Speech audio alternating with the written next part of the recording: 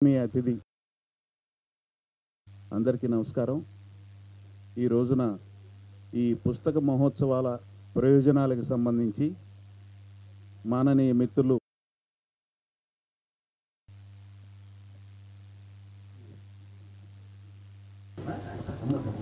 ఇన్ని సంవత్సరాల నుంచి ఈ విజయవాడ బుక్ ఫెస్టివల్ సొసైటీని ఒక పొగరాయిలాగా చాలా చక్కగా నిర్వహించి చేస్తున్న యునెస్కో విజయ్ కుమార్ గారు కూడా మీటికి వచ్చారు.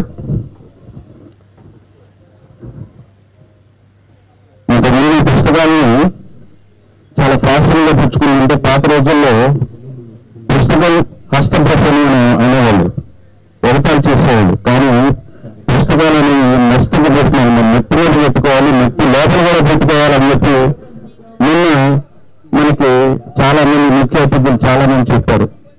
ఈ కార్యక్రమాన్ని ఉద్దేశించి మాట్లాడాల్సిందిగా పుస్తక మహోత్సవ ప్రయోజనాలు, పుస్తకాల ప్రయోజనాల గురించి మాట్లాడాల్సిందిగా టీడీ జనార్దన్ గారిని కోరుతున్నాను. అందరికీ నమస్కారం. ముందుగా ఈ బుక్ ఫెస్టివల్ ఆర్గనైజ్ చేసిన సొసైటీ పెద్దల్ని అభినందించాలి. ఎందుకంటే ఇప్పుడు మనం జనవరి 1 ప్రపంచం అంతటికి కొత్త సంవత్సరం పండుగ వస్తే విజయవాడకి ఈ నిర్వాహకులు సమయానికి పుస్తక పండుగని అందజేశారు. పుస్తక ప్రియులందరికీ కూడా ఇంత సువిశాలమైనటువంటి గ్రౌండ్ లో ఇంతకు ముందుగా నేను వచ్చాను, కానీ అప్పుడు అక్కడే పెట్టారు, అంత విశాలంగా లేదు. ఇక్కడ ఏర్పాట్లన్నీ కూడా చాలా బాగున్నాయి. ఏదేమైనా పుస్తకాలు ద్వారా భావి ప్రపంచానికి సమాజంలో ఉన్న వాళ్ళందరికీ కూడా వివిధ అంశాల మీద అధ్యయనం చేయడానికి, అవగాహనకి ఉపయోగపడుతుంది. తొలుత ఈ పుస్తకాలు లేని కాలంలో వేల సంవత్సరాల ముందు మనం వింటున్నాం, చదువుకున్నాం, తాళపత్ర గ్రంథాల్లో రాసేవాళ్ళని. ఆ తర్వాత కొన్ని వేల సంవత్సరాలకు కానీ బుక్స్ మన ముందుకు వచ్చాయి. బుక్స్ వచ్చినప్పటి నుంచి అందరికీ బాగా అందుబాటులోకి వచ్చింది సమాచారం. ఈ బుక్స్ వచ్చిన తర్వాతనే ప్రజలు చైతన్యవంతమై ఫ్రెంచ్ విప్లవం వచ్చిందని కూడా చరిత్రలో చెప్తూ మనం వింటా ఉన్నాం. అంటే విప్లవకారులకు కూడా బాగా ఉపయోగపడింది. అదే కాకుండా మరి ఇటీవల కాలంలో మనం చూస్తున్నాం డిజిటల్ విప్లవం వచ్చింది. డిజిటల్ విప్లవం వచ్చినా పుస్తకాల యొక్క ఉనికిని ఎవరు కూడా మర్చిపోలేనటువంటివి, మరువలేనటువంటివి. అది మూలం, అదే ఆధారం. తద్వారానే మనం డిజిటలైజ్ చేయటం జరుగుతుంది. ఇటీవల నేను కూడా ఎన్టీ రామారావు గారి భావజాలాన్ని భావితరాలకు అందజేయాలనేటటువంటి ఉద్దేశంతో ఎన్టీఆర్ లిటరేచర్ కమిటీ ఏర్పాటు చేసి లిటరేచర్ కమిటీ ద్వారా వారి యొక్క ప్రసంగాలన్నింటినీ కూడా పుస్తకాల రూపంలో తీసుకొచ్చాం. బుక్ ఫెస్టివల్ సొసైటీ వారికి ఇన్ఫార్మ్ చేస్తే వెంటనే నాకు స్టాల్ ఇచ్చారు, 98వ నెంబర్ స్టాల్. దానిలో వారి బుక్స్ పెట్టాం. అందులో ఆయన రాజకీయాల్లోకి వచ్చిన తర్వాత సమాజంలో 35,000 కిలోమీటర్లు తిరుగుతూ చేసిన ప్రసంగాలన్నీ చారిత్రక ప్రసంగాల రూపంలో తీసుకొచ్చాం. అంతేకాకుండా ఆయన ముఖ్యమంత్రి అయిన తర్వాత అసెంబ్లీలో చేసిన ప్రసంగాలన్నీ అసెంబ్లీ ప్రసంగాల రూపంలో పొందుపరిచాం. ఇంకా 100 సంవత్సరాలు అయిన సందర్భంగా ఆయన జన్మించి సక్క పురుషుడు అనే పేరుతో సమాజంలోని రాజకీయ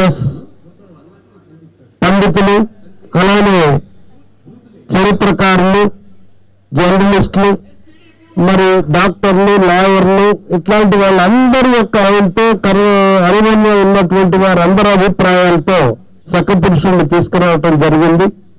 గత సంవత్సరం మనం ఎన్టీ రామారావు గారి సినిమాల్లో నటించే రోజుల్లో అనేక సార్లు ఆయన పాత్రికేయులకి డైరెక్ట్ గా ఇంటర్వ్యూలు ఇచ్చినటువంటి ఉన్నాయి. అంటే ఆయన మనోభావం భావజాలం అందులో తెలుస్తుంది. వాటిని కూడా అన్నింటినీ కలిపి తారక రామం అన్నగారి అంతరంగం అనే పుస్తకాన్ని తీసుకొచ్చాం. ఈ 4 పుస్తకాలు ఇప్పుడు 98వ నంబర్ స్టాల్లో అందుబాటులో ఉన్నాయి. అది కాక అన్నగారు చేసిన మహోన్నతమైనటువంటి పనులు అన్నీ కూడా మీ అందరికీ తెలుసు. ఆయన ఆ రోజు పెట్టినటువంటి పథకాలు ఈ రోజు భారతదేశంలో కానీ వివిధ రాష్ట్ర ప్రభుత్వాలు కానీ ఆచరిస్తున్నాయి, అమలు జరుగుతున్నాయి. కనుక ఆ అంశాలన్నింటినీ కూడా మహాపురుషులు మైండ్రాళ్ళు అనేటటువంటి బుక్లెట్ కూడా మీకు అందుబాటులో ఉంటుంది. ఇంకొకటి ప్రస్తుత ముఖ్యమంత్రి నారా చంద్రబాబు నాయుడు గారు ఆయన రాజకీయ ప్రస్థానంలో చేసినటువంటి పనులన్నింటినీ కూడా మన చంద్రన్న సంక్షేమ అభివృద్ధి విజనరీ అనే పేరుతో మరొక బుక్ తీసుకొని రావటం జరిగింది. అది కూడా మీకు అందుబాటులో పెట్టడం జరిగింది. కనుక పుస్తక ప్రియులందరూ కూడా ఈ సమాచారాన్ని అందుకొని ఉపయోగించుకోవాల్సిందిగా కోరుతూ ఈ రోజు కాసేపు మీతో ముఖ్యమించే అవకాశం ఇచ్చినందుకు నిర్వాహకులకు ధన్యవాదాలు తెలియజేస్తున్నాను. నమస్కారం.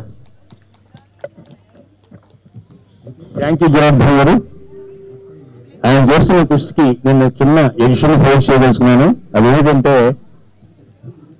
తెలుగు వాళ్ళు సెలబ్రేట్ చేసుకోవాల్సిన పర్సనాలిటీలు ఎవరైనా ఉంటే ఒకరు కమిటూరి ప్రకాశం గారు, రెండోది ఎన్టీ రామారావు గారు, మూడోవారు రాజశేఖర రెడ్డి గారు.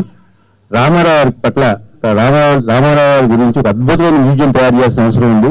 ఆ పనిలో మీరు ఉంటే మేము చాలా హ్యాపీగా ఫీల్ అవుతాం. రామారావు చెప్తే ప్రాపర్ గా భవిష్యత్తు తయారు అవుతారు.